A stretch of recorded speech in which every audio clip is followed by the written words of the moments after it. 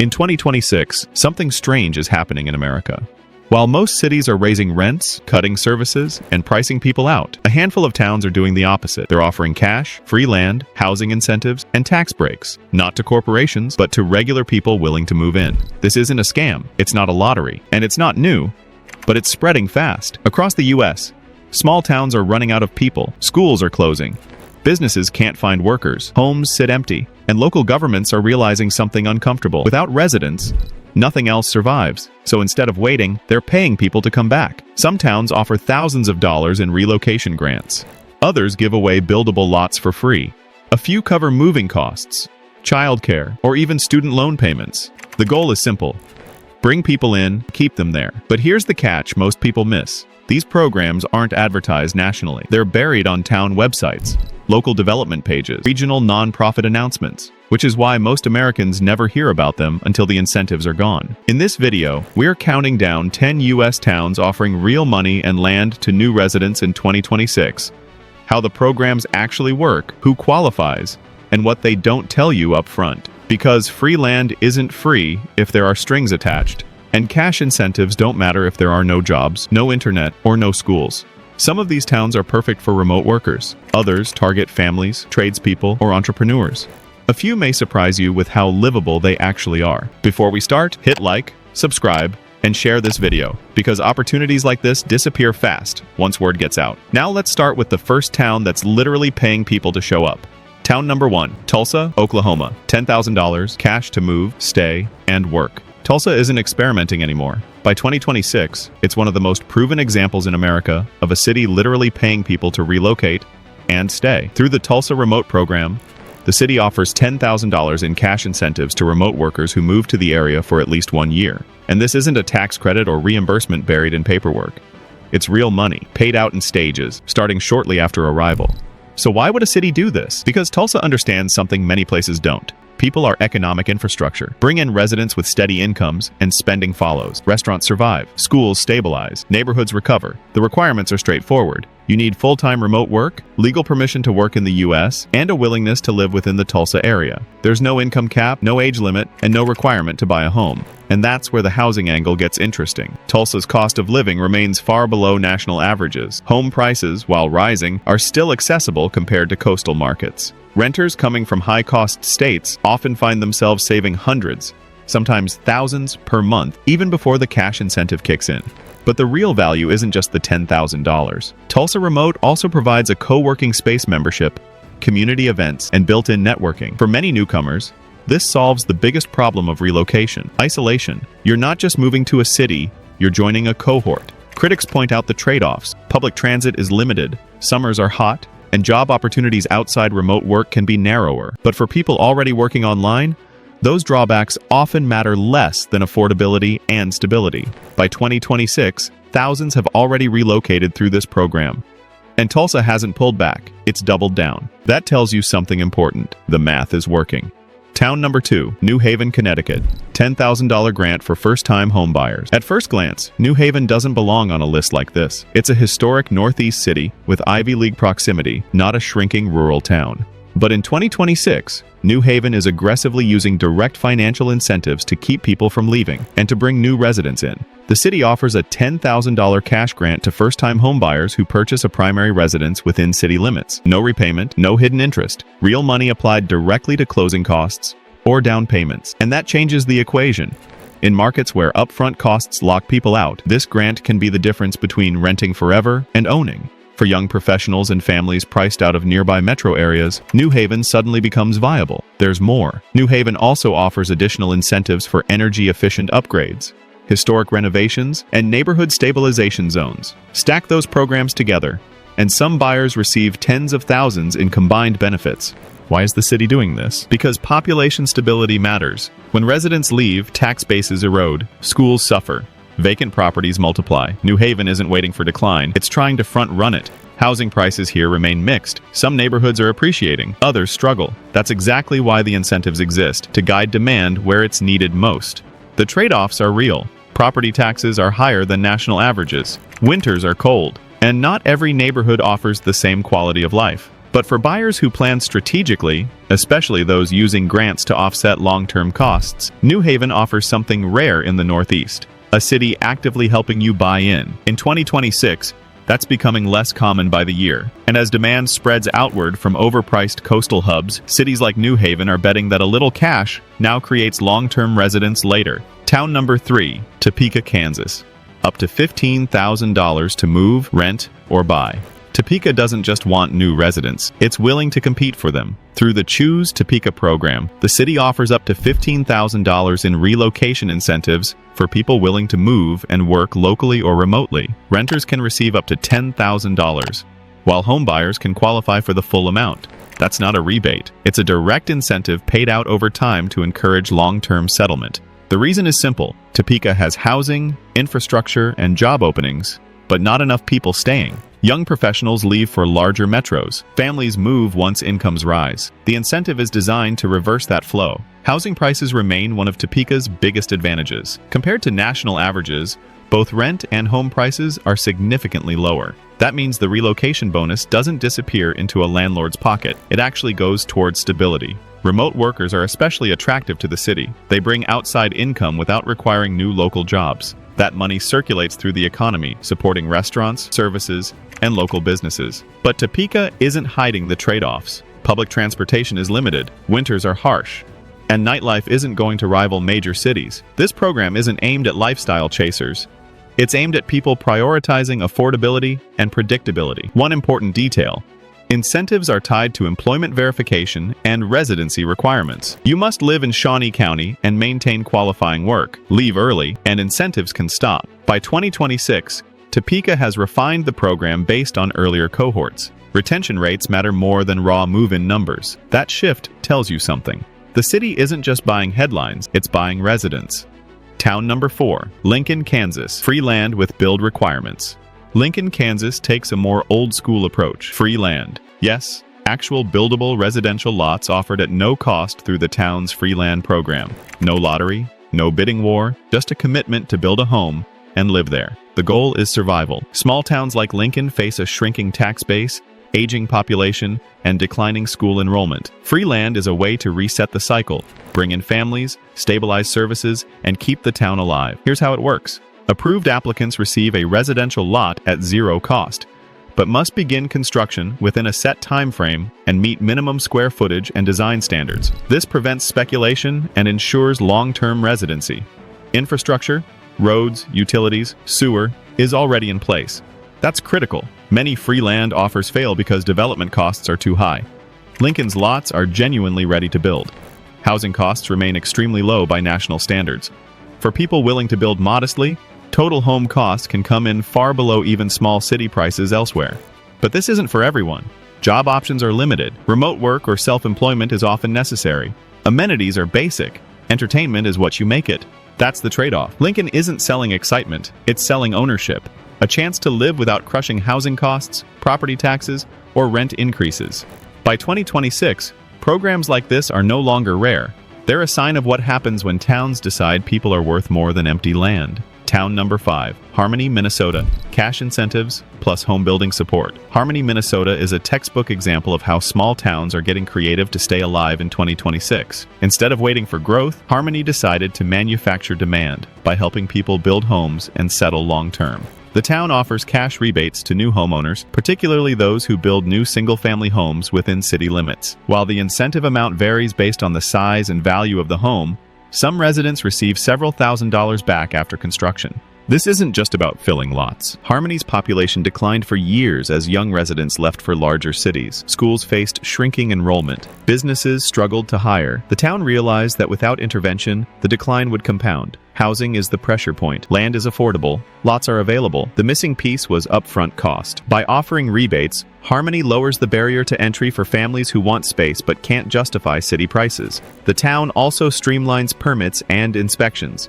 That matters more than most people realize. Fewer delays mean lower construction costs. Of course, Harmony comes with trade-offs. It's rural. Winters are long. Employment options are limited unless you're remote, in healthcare, education, or skilled trades. But for families focused on ownership, safety, and cost control, Harmony offers something increasingly rare: a clear path to building without financial gymnastics. In 2026, towns like this aren't chasing explosive growth, they're chasing sustainability.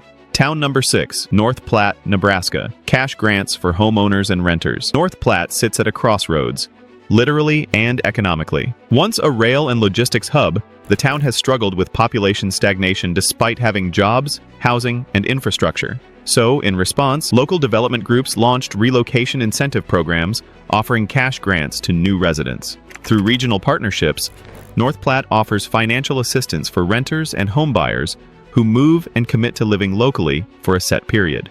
While the exact amounts vary by year and funding, incentives often reach several $1,000s per household. The logic is practical. North Platte has employment in transportation, healthcare, and manufacturing, but not enough people to fill positions. Incentives help close that gap. Housing remains affordable by national standards. Home prices are far below major metro averages, and rental availability is relatively stable. That makes relocation grants meaningful instead of symbolic. For families coming from high-cost states, the math is simple. Lower housing costs plus cash incentives equals breathing room. The town also benefits from location. Interstate access makes logistics and commuting manageable. Basic amenities exist, schools and healthcare services are stable, but the lifestyle is quieter. Entertainment options are limited, weather can be extreme, and professional networks are smaller. That's why the program targets people who value cost of living control over constant stimulation. By 2026, North Platte isn't trying to be trendy, it's trying to be viable. And for the right household, viability is more valuable than hype. Town number 7, Marquette, Kansas. Free land plus cash in a town. Fighting to survive. Marquette, Kansas is the kind of place most Americans drive past without ever realizing it exists. And that's exactly the problem the town is trying to solve in 2026. With a population hovering under 700 residents, Marquette isn't dealing with high rent or congestion. It's dealing with population extinction. Schools shrink, businesses close, property sits vacant, and once a town slips far enough, it rarely recovers without intervention. So Marquette chose a radical approach. Free residential land. Not discounted, not raffled, actually free. The town offers buildable lots at zero cost to individuals and families willing to construct a home and live there full-time. Utilities are already in place. Roads are paved. Zoning is pre-approved. The only requirement is commitment. Applicants must agree to begin construction within a set time frame and meet basic design and square footage standards. These rules exist to stop speculators and flippers from abusing the program. Marquette doesn't want investors. It wants neighbors. Housing costs are the biggest draw. Building a modest home here can cost a fraction of what buyers face in metro areas. Property taxes are extremely low, and because land costs are eliminated entirely, monthly ownership expenses stay manageable long-term. But the incentive doesn't stop at land. Local development groups offer cash assistance, permit support, and community integration help to new residents. That includes guidance on builders, financing, and even job placement connections within nearby counties. Why go this far? Because without people, nothing else matters. Marquette understands that residents are the tax base, the school enrollment, the volunteer fire department, the grocery store customers. Every new household stabilizes the town. Of course, this isn't for everyone. Employment options inside town limits are limited. Most residents work remotely, commute, or run small businesses. Entertainment is minimal. Winters are quiet. Social life depends on participation, not convenience. But that's the trade-off. Marquette isn't selling lifestyle upgrades, it's selling control. Control over housing costs, property taxes, and long-term stability. In 2026, as Americans realize affordability isn't coming back to major metros, towns like Marquette are quietly becoming alternatives. Not because they're trendy, but because they're realistic. Town number 8, Rochester, New York, greater area. Cash incentives for entrepreneurs and buyers. Rochester's story isn't about collapse. It's about reinvention. Once a manufacturing powerhouse, the region spent decades bleeding jobs and people. By the time the dust settled, housing was cheap, infrastructure was oversized, and neighborhoods were underutilized. In 2026, local governments and nonprofits are using that imbalance to their advantage. Through a mix of relocation grants, homebuyer incentives, and entrepreneurship funding, Parts of the greater Rochester area are offering thousands of dollars in direct financial assistance to people willing to move in and commit. The focus is intentional. Remote workers, small business owners, and first-time home buyers are prioritized. These are residents who bring income, stability, and long-term roots. Home ownership incentives include down payment assistance, closing cost grants, and renovation subsidies, especially in targeted revitalization zones. Stack the programs correctly, and buyers can receive tens of thousands in combined benefits. Entrepreneurs can qualify for startup grants, low-interest loans, and workspace support, particularly if they create local jobs or repurpose vacant properties. Why is this happening? Because Rochester already has the bones of a big city: universities, hospitals, transit, utilities, but not enough people using them. Incentives help convert underused capacity into growth without massive new spending. Housing prices remain one of the biggest advantages.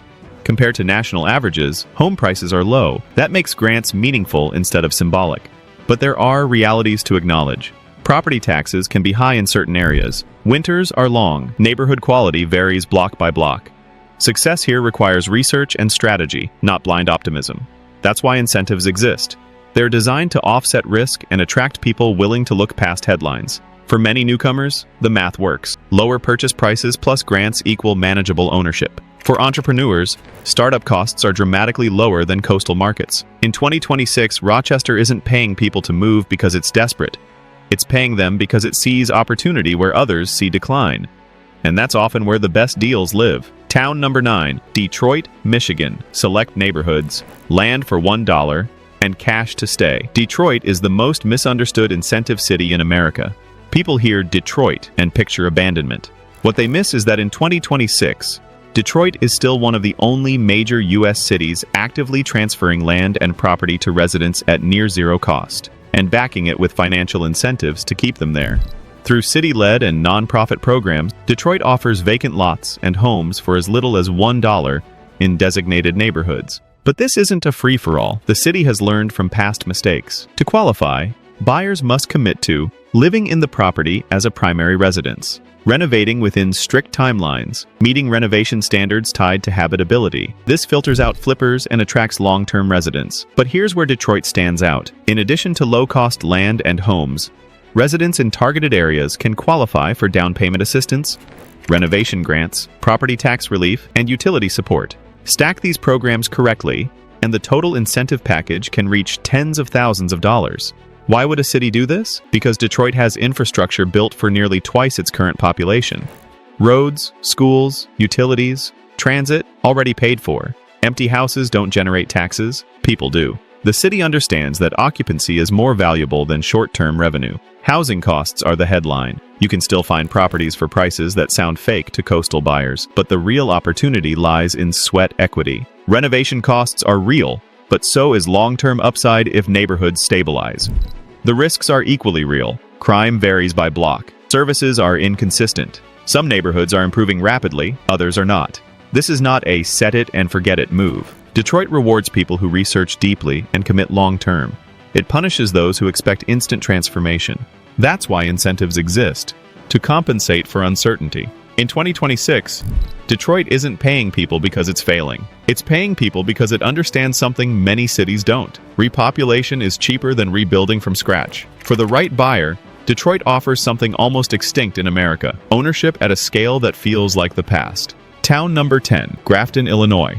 Cash incentives in a river town, betting on remote work. Grafton, Illinois is small, scenic, and strategic. Sitting at the confluence of major rivers near the St. Louis metro area, Grafton has tourism appeal, but not enough year-round residents to sustain long-term growth. In 2026, local leaders decided to change that. Instead of chasing visitors, Grafton began courting residents, especially remote workers and retirees. Through regional development initiatives, new residents can qualify for relocation incentives, housing assistance, and infrastructure support aimed at making long-term living viable, not just seasonal stays. The incentives aren't flashy headlines, but they're meaningful. Cash grants tied to residency assistance with home purchases or renovations. Support for broadband and utility upgrades. For a small town, that's significant. Why now? Because remote work changed the math.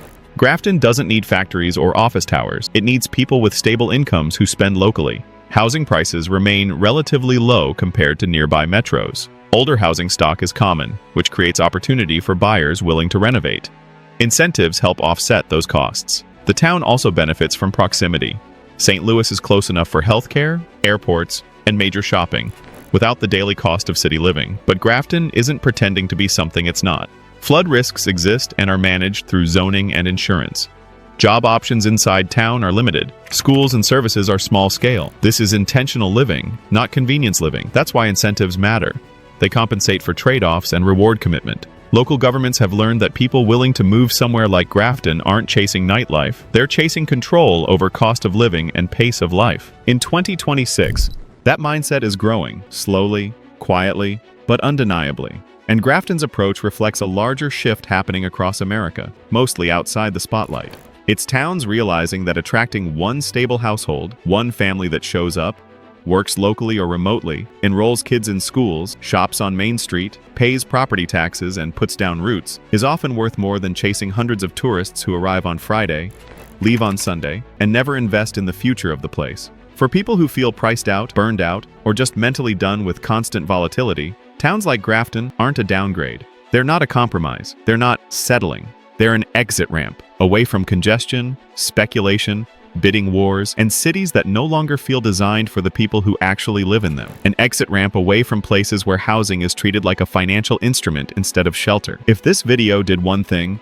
it should have shattered a myth that's repeated so often it sounds like fact. America isn't full, it's misaligned. While some cities choke under rising rents, shrinking living space, and collapsing affordability, other parts of the country are sitting on empty homes, unused land, aging infrastructure, and shrinking tax bases, literally paying people just to exist there, to live, to work, to raise families, to open businesses, and most importantly, to stay. Not because these towns are desperate, but because they understand a truth most policymakers won't say out loud, and most media narratives ignore. People are the economy. Every town you saw today is making a calculated bet on the future.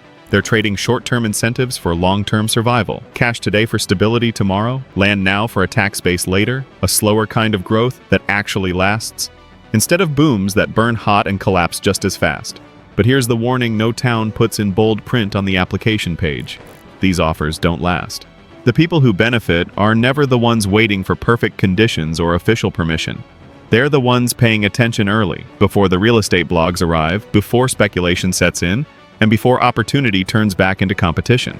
If you're remote, semi-retired, flexible, or simply tired of watching housing consume your future, this is your window. Not 5 years from now, not after another interest rate hike, not after affordability gets fixed now, and where decision makers still believe people, not corporations, are the foundation of a town. If this breakdown opened your eyes, hit the like button. It tells the algorithm this information matters and helps it reach the people who actually need to see it. Subscribe and turn on notifications so you don't miss the next shift before it becomes obvious. Share this video with anyone who's priced out, burned out, or quietly planning their exit without saying it out loud. And drop a comment below. Which town shocked you the most, and would you actually take the deal? Because the housing market isn't just about prices anymore. It's about leverage. And right now, some towns are handing it away. Stay sharp. We'll see you in the next one.